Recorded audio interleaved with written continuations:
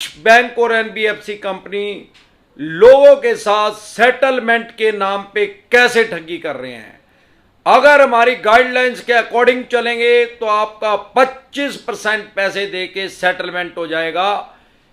किस तरीके से इनकी ठगी से बचना है और किस तरीके से ये सेटलमेंट करते हैं। साथियों, सबसे पहले तो आपको बात क्लियर कर देता हूं कि अगर आपके पास पैसे हों तो इनके पैसे दे दें, नहीं तो फ्यूचर में बैंक या एनबीएफसी कंपनी आपकी फाइनेंशियल डेथ करेंगे। फ्यूचर में कोई भी बैंक या एनबीएफसी कंपनी आपको लोन नहीं देगी। सेटलमेंट करना भी अपनी फाइनेंशियल डेथ करना है, ये भी आप लिख के जेब में डाल लें। अगर आपने सेटलमेंट कर ली, कोई चवन्नी छाप या कोई बैंक वाला कह रहा है कि कुछ नहीं बिगड़ेगा, आप सेटलमेंट कर लो। जेन्युइन तरीके से भी अगर आपकी सेटलमेंट हो रही है तो भी ये आपके सिविल में सेटलमेंट लिख के भेज देंगे, उसको कोई नहीं हटा सकता। सिविल लाइफ टाइम के लिए खराब आपका, ये मान के चलें। हाँ, अगर इतनी दिक्कत परेशानी है, चवन्नी छाप से डर ही बहुत ज्यादा लग रहा है, नोटिस भेज रहे हैं 10 तरह के, और आप उससे हरास और परेशान हो चुके हैं और उनसे अपना पीछा चटवाना चाहते हैं, तो फिर सेटलमेंट एक बेस्ट ऑप्शन है। वो ऑप्शन क्या आपके पास, पहले ये समझेंगे। अगर आप इन चवन्नी छापों से परेशान और हरास होकर ही कर रहे हैं तो भाई साहब इनके पल्ले कुछ नहीं है।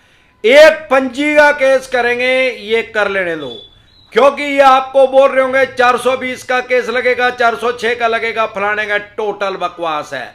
420 मतलब ठगी। अरे ठगी कैसे होगी यार? बैंक से पैसे लिए, कोई चोरी थोड़ी कर ली, ठगी थोड़ी कर ली उसके साथ। दो सिनेरियो में आपके ऊपर 420 420 लग सकती है। या तो आपने कोई फेक नोटिस दी, या आप ऑडी Q7 का टॉप मॉडल 70 लाख 80 लाख वाला लेके घूम रहे और आपने देने 2 लाख रुपए हैं, वो नहीं दे रहे, तो विलफुल डिफॉल्टर की श्रेणी में आ जाएंगे। तो भी आपका पर्चा दर्ज हो सकता है, FIR हो सकती है। आम आदमी ने एक काम किया है, नहीं तो इन भिखमंगों को चवन्नी छाप को समझाएगा कौन के 420 लगेगी। 406, अरे 406 का मतलब अमानत में खयानत। सामान्य बोलचाल की भाषा में बात करूं तो आपने किसी आदमी को कोई अपना सामान दिया और उसने वो या तो बेच दिया या वो छुपा लिया जानबूझ के, और वो आपका वापसी नहीं दे रहा है, तब 406 लगती है। और ये भिखमंगे, आपने क्या सामान बेच दिया भाई साहब? इनका लोन लेके उल्टा नहीं दिया जा रहा तो बेच क्या दिया इनका सामान? और अमानत में ख्यानत क्या कर ली? वो पैसे लेके छुपा कहां रखे? वो तो है ही नहीं, वो तो कोरोना काल में खत्म हो गए। भाई इनकी टोटल बकवास करने की आदत है, इनसे डरे घबराए नहीं। क्योंकि हमें जो संविधान ने अधिकार दिया, आपके 2 लोन डिफॉल्ट हो गए, 5 हो गए, चाहे 25 हो गए यार, क्राइम की श्रेणी में नहीं है। कोई भी देश के किसी भी कोने से, कोई भी पुलिस स्टेशन से आपके पास पुलिस वाला तो क्या आएगा, आपके पास फोन भी नहीं आ सकता। हां, एक सिनेरियो इन्होंने और चवन्नी छापों ने नया निकाला है जिसमें पुलिस का फोन लीगल तरीके से आ सकता है। ये क्या करते हैं, जानबूझ के एक एप्लीकेशन एसपी साहब के पास दे आते हैं। अब आप समझे, आप डिस्ट्रिक्ट में रहते हैं, जाओ एसपी साहब के पास कोई भी शिकायत जाएगी तो उसको एसपी साहब तो देखेंगे नहीं, क्योंकि इतने लाखों आदमी उस डिस्ट्रिक्ट के अंदर और हजारों कंप्लेंट रोज जा रही हैं।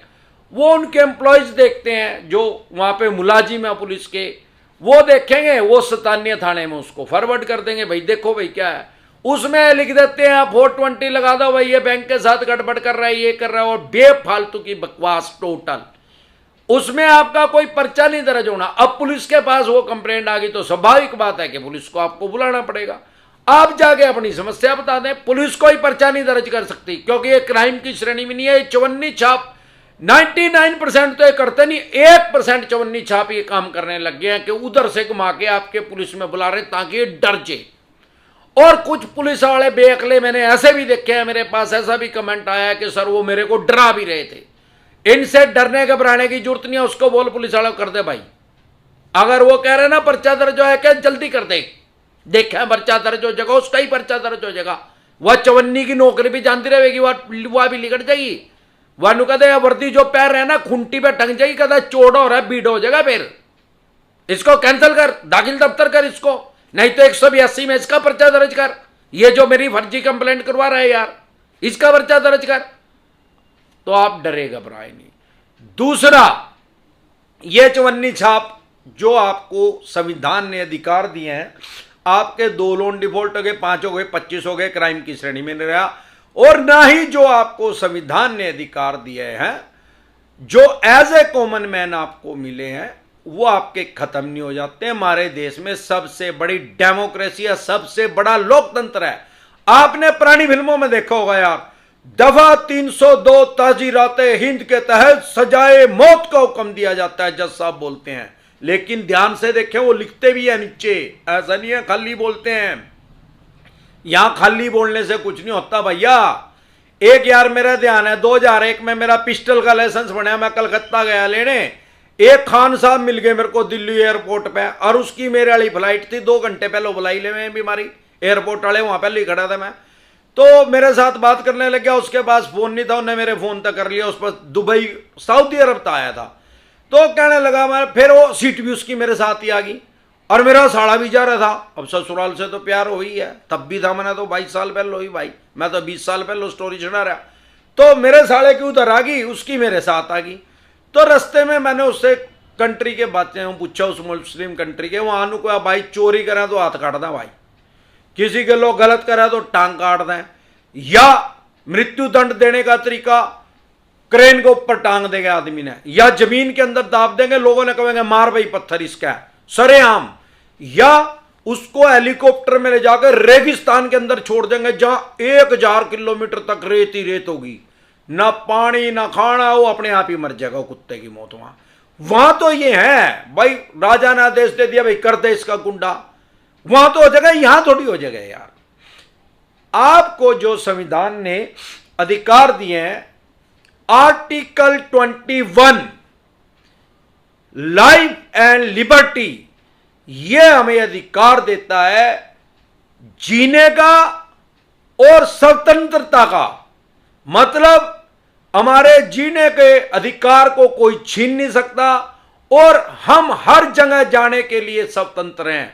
सारे देश के किसी भी कोने में जाने के लिए हमें कोई पासपोर्ट नहीं चाहिए, कोई वीजा नहीं चाहिए, हम कहीं पे भी घूमने जा सकते हैं। बस एक कंडीशन में रोक सकती है पुलिस हमें कि हम किसी इलीगल काम में ना हो, मतलब कोई गैर कानूनी काम ना कर रहे हो वहां जाके, अदरवाइज हमें किसी भी सिनेरियो में पुलिस नहीं रोक सकती। एक मान लो कर्फ्यू लग रहा है उसमें रोक सकती है, अदरवाइज आपके पास पूरे राइट्स, और सारे देश के किसी भी कोने में भी रहने के राइट्स हैं।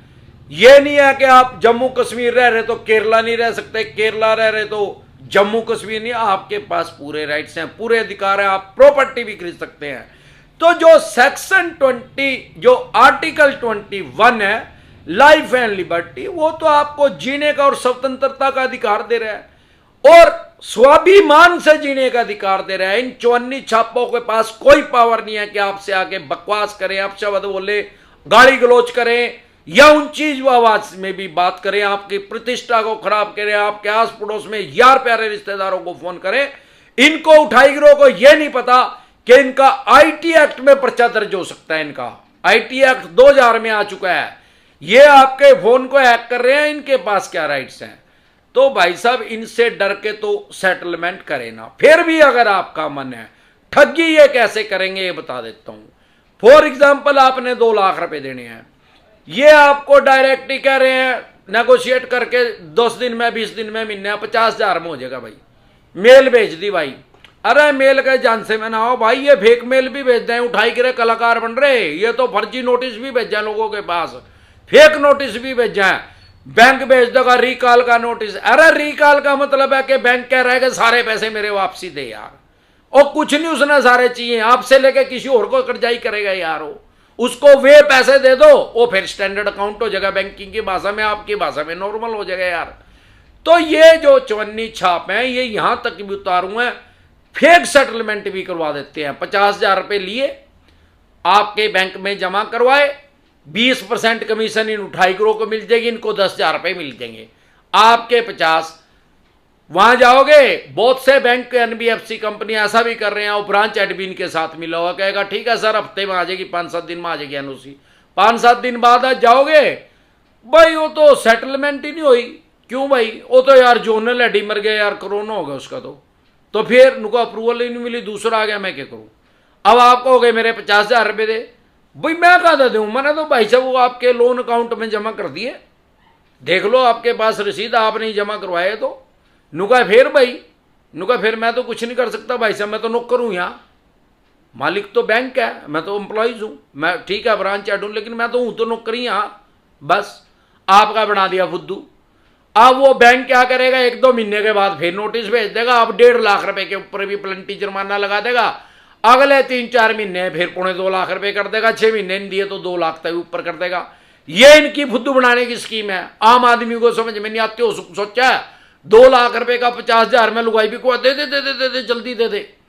ओ भाई सेटलमेंट करनी है तो वो ही लगी फटने, खरात लगी बटने, ऐसे कोई सेटलमेंट नहीं करता। और अनसिक्योर लोन में तो वही हुआ है सेटलमेंट लास्ट में, क्योंकि ये पहले चवन्नी छाप न लगाएंगे, आपने डिसेंट एडवाइस चैनल देख लिया, आपने पता ही लग गया, रिकवरी एजेंट डिसेंट एडवाइस लिख के चवन्नी छाप कर क्या सकते हैं ऑब्वियसली तरीके से, वो फेक नोटिस भेजेंगे, चाहे जेन्युइन भी भेजो वकील यार, कोई मैंडेटरी, कोई जरूरी नहीं, आपकी मर्जी है, उसका जवाब दो, आपकी मर्जी है ना दो। हाँ कोर्ट का नोटिस आएगा, अपना केस लड़ लो भाई, बैंक को पता है। फिर ये सेटलमेंट के ऑप्शन पर आ जाए, बीच में भी आ जाए, 500 बार आएंगे आपके पास भाई साहब, पहले 10-15% कम करें। अरे सेटलमेंट करनी है तो तोते की तरह एक वर्ड याद कर ले, पैसा नहीं है भाई साहब, 15% कम दे दो, 10 दिन बाद कमेंगे 25%, फिर 40%, फिर 50%, फिर 60%, 75% कम होंगे भी देखे मैंने, कैसे कम होंगे इतने। अरे जितना डिले करोगे, जितना लेट आप इनके पैसे दोगे, उतना डिस्काउंट बढ़ता चला जाएगा, क्योंकि बैंक के ऊपर भी साइकोलॉजिकल इफेक्ट है इस चीज का, क्योंकि बैंक भी तो आदमी है यार, वहां कोई भूत थोड़ी काम कर रहे, उसको ये लगता है कि मेरे पैसे मर गए, अब जितने कम मिले उतने ही ले ले, फिर क्या करेंगे यार, फिर ये 60% ब्याज लेंगे उस पर, दूसरे पे, और किसी ने क्रेडिट कार्ड देंगे, और किसी ने फंसावेंगे, बकरे की अम्मा कब तक खैर मनाओगी, कटना तो पड़ेगा ही।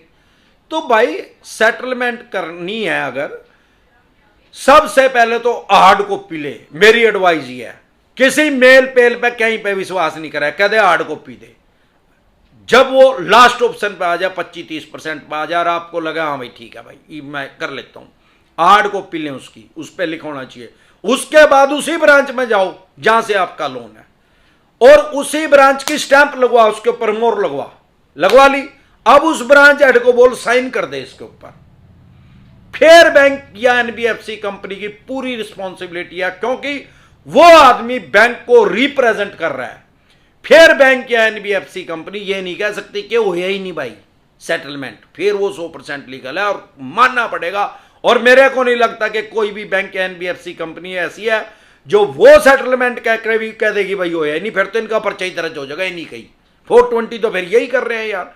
लेकिन जबानी जमा खर्चता कुछ नहीं होता भाई, हर चीज रिटर्न में होती है। इस तरीके से आप अपना बचाव कर सकते हैं इन चवन्नी छापों से। और बहुत से आदमी क्या है कि मैं डेली लाइव में आता हूं, टेलीफोनिकली भी अब हमने स्टार्ट कर दिया है, जो कि हमारी पेड सर्विस है, और लाइव में तो मैं फ्री में जवाब दे ही रहा हूं और वीडियो भी बना रहा हूं। लेकिन जो मैं समझता हूं लोगों को दिक्कत क्या पड़ती है भाई, अगर लाइव में आ रहे हैं तो या तो वो पब्लिकली अपनी बात नहीं रख सकते, शर्म कर रहे हैं, या पब्लिकली कहना नहीं चाहते, या उनका सवाल इतना बड़ा है वो आता ही नहीं उसमें। क्योंकि हमारे साथ जब मैं लाइव आता हूं तो 1,500 आदमी जुड़ जाते हैं, वो आप देखेंगे लगभग 100 तो चलते ही रहे हैं, वो अपना जवाब ले लेकर निकलते रहे हैं। कईयों के सिमिलर है, मना आपका दिया 50 का और मिल गया, वो अपने चले गए। लेकिन इतने आदमी जुड़ने से हर आदमी का मैं जवाब नहीं दे पाता। तो लोग, कुछ ही लोग ये सोचते हैं, कुछ है भी बात सही भाई, मान लो आप वीडियो बना दी, अब ये आपके भी काम की है, अगर आप सेटलमेंट करवाना चाहते हो तो आपके ऊपर भी लागू है। पर दिक्कत कहाँ है भाई, किसी का 50,000 रुपए का क्रेडिट कार्ड, या किसी ने पर्सनल लोन की 50,000 की सेटलमेंट करवानी है, किसी ने 50 लाख की करवानी है, तो उसमें फर्क है ना भाई। मैं आपको कह दे कोई डॉक्टर पैरासीटामोल ले ले यार, वो तो बुखार में आराम हो ही जाएगा भाई, लेकिन उस डॉक्टर ने भी तो देखना पड़ा कि इसका एक दिन में 2 पैरासीटामोल देनी है, 3 देनी है, 3 दिन तक देनी, वो फर्क आ जाता है बस इसमें। जब कोई टेलीफोनिकली हमारे साथ जुड़ता है तो एक तो वो रिलेट हो जाए, मारता है, वो जुड़ जाए, और एक उसका साइकोलॉजिकल इफेक्ट ये है कि उसके दिमाग में ये बात आती है कि भाई मैंने अपनी समस्या बताई इस आदमी को, चाहे फिर वो 30,000 रुपए के क्रेडिट कार्ड की थी, चाहे वो 50 लाख रुपए की अनसिक्योर लोन की थी, तो उसको समझ में आ जाती है भाई ये मेरी पर्सनल बीमारी का इलाज बता रहे हैं आदमी, अभी तो जर्नली बता रहे हैं कि किसी के साथ भी हो रही हो। लेकिन यह कारण है कि लोग टेलीफोनिकली हमारे साथ जुड़ना चाहते हैं। आपके स्क्रीन पे नंबर आया हुआ है, ये पेड सर्विस है, आप हमारे साथ टेलीफोनिकली जुड़ सकते हैं। लेकिन अगर आप फ्री में भी एडवाइस लेना चाहते हैं, लाइव में आ सकते हैं, कोई दिक्कत परेशानी नहीं है। मैं जिसका भी क्वेश्चन आता है उसका डिटेल में देता हूं, लेकिन आप एक ही क्वेश्चन को 20-20 बार ना लिखे, नहीं तो आपको ब्लॉक कर दिया जाएगा। पेशेंस रखे, धैर्य रखे, जब आपका नंबर आएगा लाइव में आपके समस्या का 100% डिसेंट एडवाइस दी जाएगी। तो इसी तरह की या किसी भी तरह की कोई भी दिक्कत परेशानी आपके किसी भी यार प्यारे रिश्तेदार को आ रही हो तो कमेंट कर सकते हैं। आपको कोई दिक्कत परेशानी आ रही है तो आप कमेंट कर सकते हैं। आपके किसी यार प्यारे रिश्तेदार को इसी तरह की दिक्कत परेशानी आ रही है तो आप उनकी भी समस्या का समाधान इस वीडियो के द्वारा करवा सकते हैं। जय भोलेनाथ, जय ससुराल वालों।